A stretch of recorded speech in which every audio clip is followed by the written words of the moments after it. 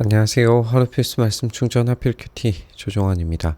오늘 함께 나눌 하나님 말씀은 호세아 2장 14절에서 3장 5절까지 말씀입니다. 그러므로 이제 내가 그를 꾀어서 빈들로 데리고 나가겠다.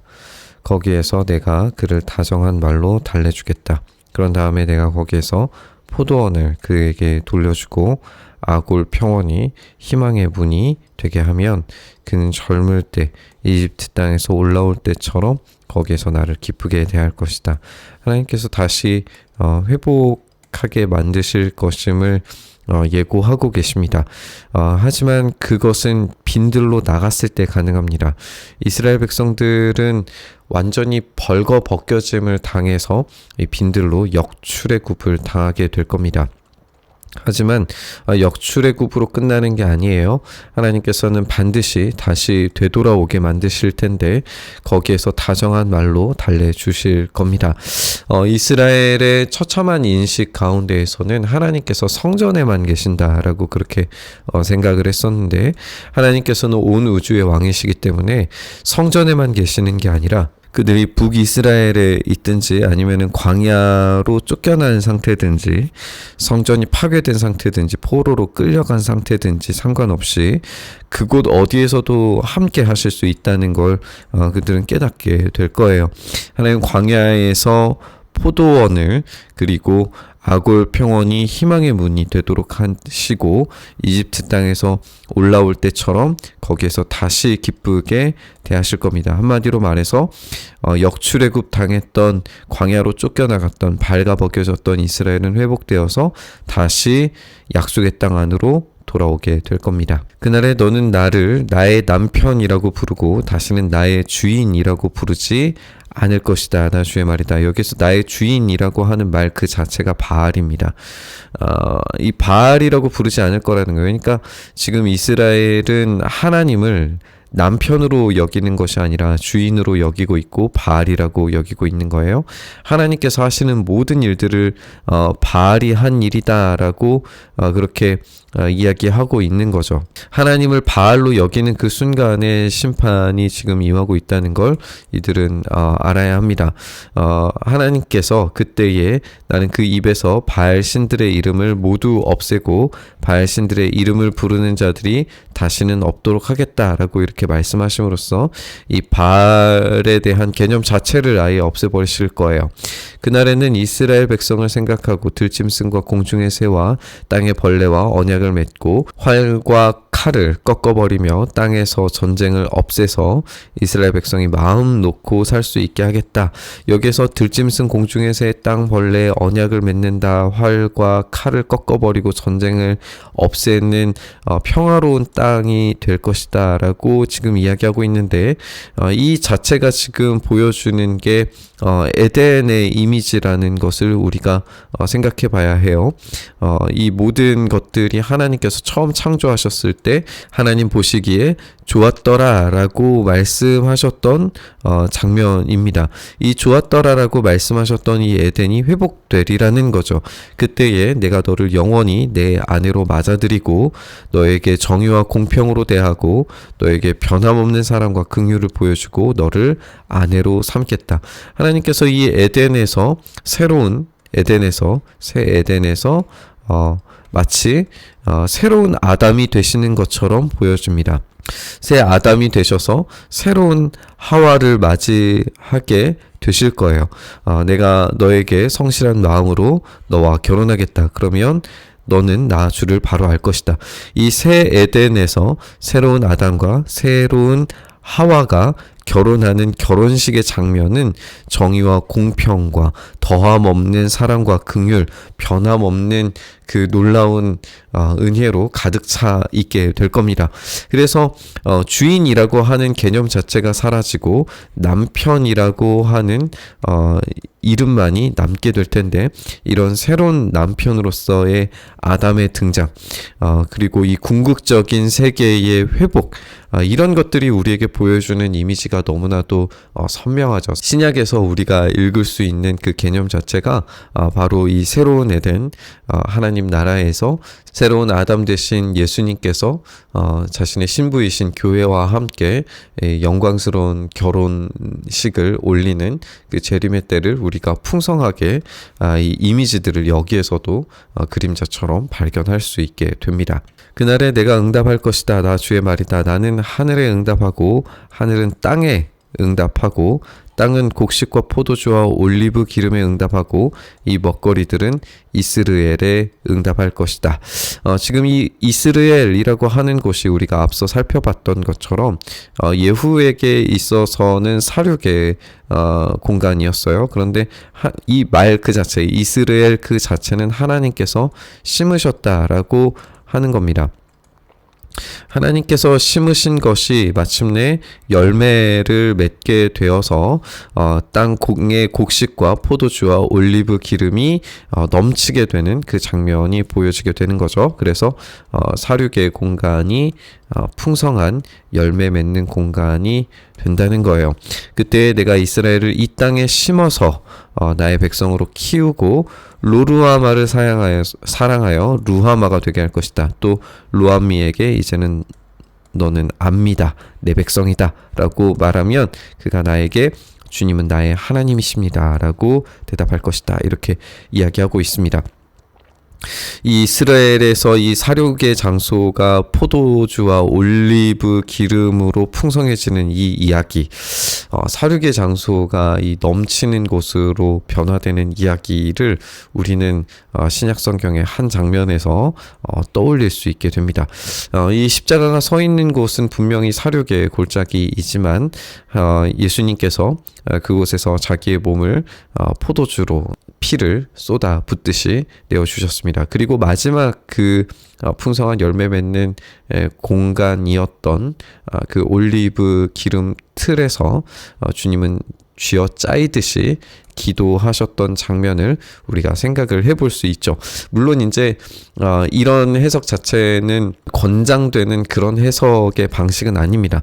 하지만 우리가 이 장면들을 보면서 굳이 무시해야 할 필요는 없는 것 같아요. 주님께서 그렇게 응답하실 날이 올 거다라고 하는 것을 이 구약의 성도들, 이스라엘 백성들은 깨닫지 못했습니다. 하지만 아마 이 본문을 읽었던 신약의 백성들, 그리스도께서 우리의 신랑 되신다라고 하는 이미지를 풍성하게 보여주셨던, 예수님께서 그렇게 말씀하심으로써 보여주셨던 신약의 이 성도들은 아마 이런 글들을 읽으면서 떠올리는 이미지들이 분명했으리라고 생각이 듭니다.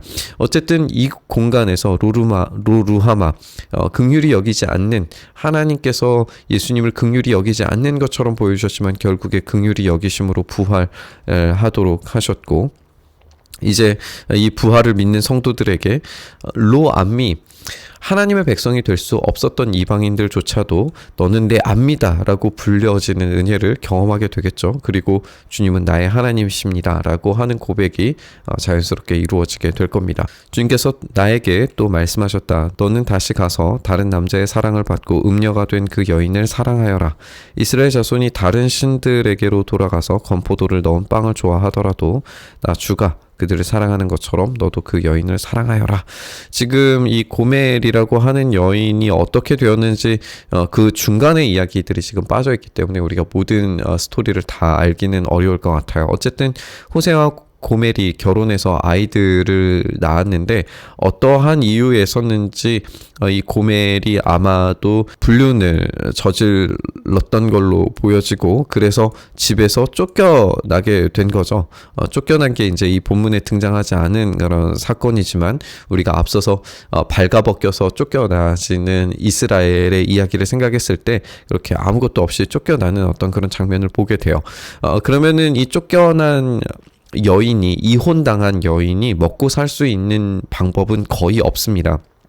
그래서 선택할 수 있는 것은 또다시 이방 신전에 들어가서 이방 신전의 창기가 되는 방식의 삶을 선택할 수 있었을 거예요. 다른 신들에게로 돌아가서 건포도를 넣은 빵을 좋아한다라고 하는, 이 건포도 넣은 빵이 무엇인지는 우리가 확실히 알 수는 없지만 이 최음제가 담긴 어떤 음식이라고 학자들은 생각하기도 합니다. 어쨌든 이런 모습을 가진 이 여인을 다시 데리고 오라라고 하는 거죠. 그래서 나는 은 5세겔과 보리 1호멜 반을 가지고 가서 그 여인을 사서 데리고 왔어요. 그 여인에게 이야기하기를 당신은 많은 날을 나와 함께 살면서 창녀가 되지도 말고 다른 남자와 관계를 갖지도 말고 나를 기다리시오. 여기에서 이 기다리시오라고 하는 것으로 봐서 결혼 이후에 이 두 사람이 곧바로 어떤 이 성적인 관계를 맺는 것을 금하고 상당한 기간 동안의 금욕적인 시간을 서로 간에 가졌으리라고 충분히 예상해 볼 수 있어요. 그동안 나도 당신을 기다리겠소라고 하면서 서로가 금욕하고 서로가 절제되어져 있는 시간을 가지게 됩니다. 이스라엘 자손도 많은 날을 이렇게 왕도 통치자도 없이 희생제물도 돌기둥도 없이 에봇도 드라빔도 없이 살게 되는 날이 올 거다. 그럼 지금 하나님께서 이스라엘을 쫓아내셨죠. 이스라엘을 쫓아내실 거라고 예고되고 있죠. 그래서 역출애굽을 당하게 될 거예요.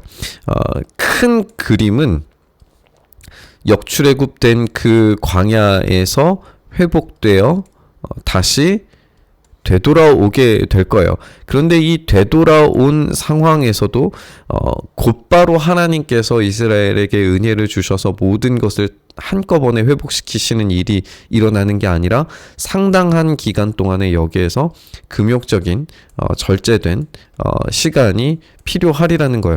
우리는 이 구약에서 신약에 넘어가는 이 중간기 동안에 상당한 시간에 하나님께서 응답하지 않으셨던 시간을 우리가 알고 있어요. 그러니까 그런 시간들이 예고되고 있는 거죠. 그런 다음에야 이스라엘 자손이 돌이켜서 주 그들의 하나님을 찾으며 그들의 왕 다윗을 찾게 될 것이다.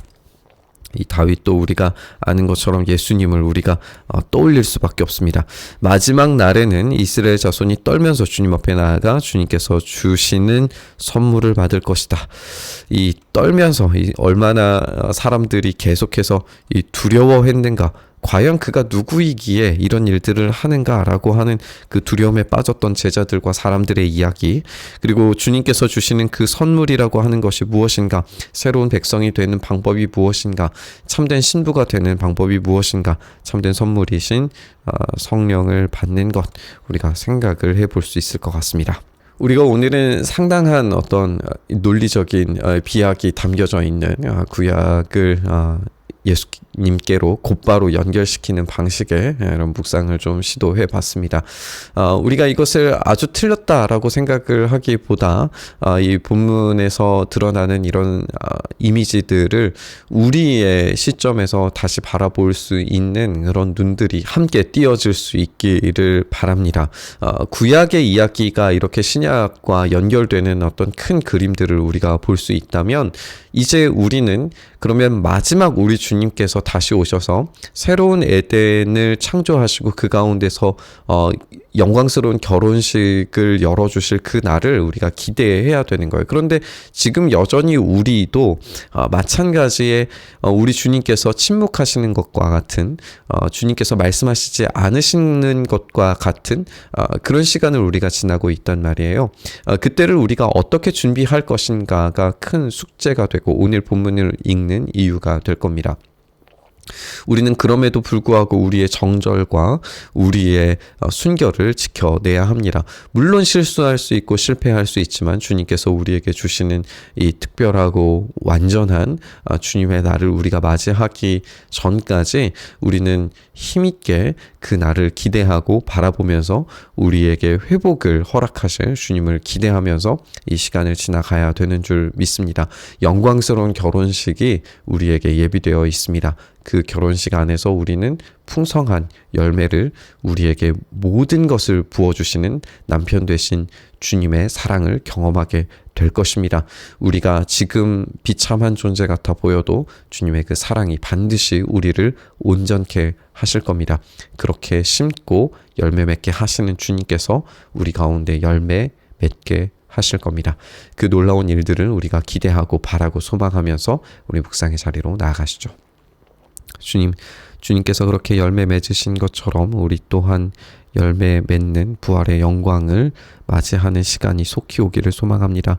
주님, 우리를 회복시키셔서 주님의 그 영광스러운 결혼식 안에서 우리가 주님의 순결한 신부로 온전히 주님 앞에 나아가게 하여 주시옵소서. 이렇게 주님의 사랑 간절히 갈망하며 그날이 속히 오기를 간절히 구하오니 주여 일하여 주시옵소서.